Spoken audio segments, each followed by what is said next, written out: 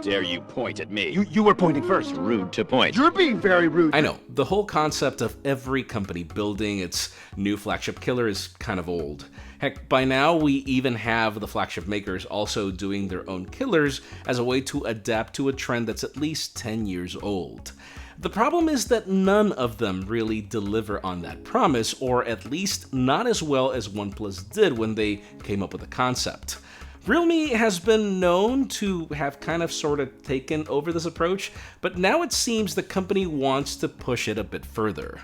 This is the Realme GT2 Pro, what the company dubs as the most premium flagship they've ever made, and which I do agree with, even if it drifts a bit away from what they're really known for. It's interesting to see that even if most profits from smartphone companies are not made in flagship territory, every company eventually wants to show what it's capable of. With Diego on camera, I'm Jaime Rivera with Pocket Now, and well, let's dive into our hands-on here at MWC.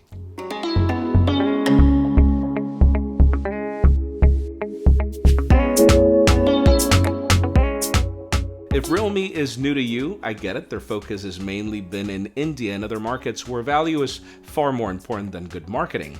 That being said, if there's one thing that I loved about my trip to India in 2019 is learning how passionate the community is about specs for the price. Sure, value is important, but flagship internals ensure longevity just as much as premium materials. This GT series is actually not new, but I think this implementation lives up far more to that premise. For starters, this GT2 Pro is an industry-first bio-based polymer phone designed in collaboration with a Japanese industrial designer whose name I will not try to butcher. It comes in 4 color variants: paper white, paper green, steel black, and titanium blue, and I must say this paper green unit definitely steals some looks, and I love the texture material that makes it very easy to grip to the point where I don't really feel that I need to use the case that's been given to us in the box. The design is actually more minimalistic, and it actually shows. When you turn it around, you're looking at a 6.7-inch 2K AMOLED display, which is actually their first ever 2K panel with LTPO 2.0 for 120Hz adaptive refresh rate capabilities, or at least when it was announced, because I do know that there's another phone that was just announced now with it. But anyways, for the gamers out there, it also brings a crazy 1000Hz touch sampling rate, and it tops out at 1400 nits of brightness. Oh, and it also throws in Gorilla Glass Victus to give you an extra added layer of protection over the screen protector that's also in the box.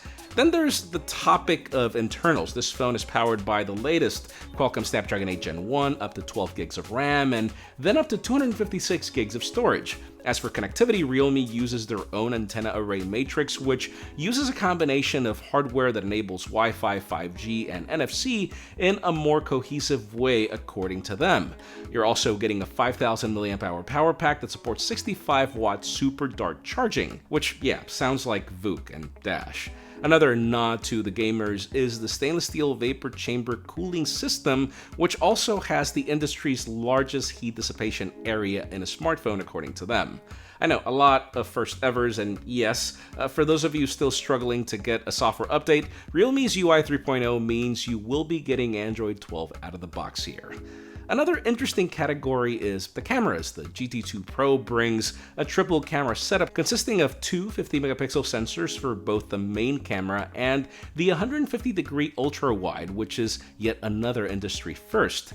Then you get a 40x ultra macro lens if you're into that kind of stuff, and sure, we would have all preferred a telephoto, but that's not a common practice in this category anyways. It brings a couple of cool modes to take advantage of the hardware, like the new street photography mode or the microscope that's enabled thanks to the macro lens. The ultra-wide even brings a fisheye mode, which can be pretty epic in certain scenarios. Obviously, performance will be measured as soon as we are ready for our full review.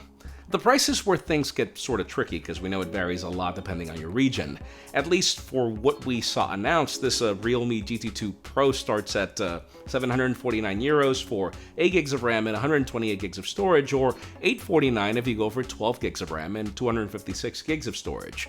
Sure, more expensive than devices like the Pixel 6, but that's assuming that you can get one of those outside of the US or a few other regions. This GT2 Pro competes with devices like, say, the Galaxy S22 or even an iPhone 13, and given everything that's included in the package, it's a pretty compelling deal. And I actually, by package, mean other things like the super dark charger that's in the box in addition to the pre-applied screen protector, and all things that are just funny to consider as extras in a box when you try to compare this phone to any other flagship. Let us know what you think about Realme's GT2 Pro in the comments down below, and while you're at it, follow us on social media and subscribe to our channel for more videos like this one. You can also follow me on my personal handles to see Diego and me act like if we're having fun in Barcelona. Please give this video a thumbs up if you like what you saw. I'm Jaime Rivera. Thanks so much for watching. We'll see you on the next one.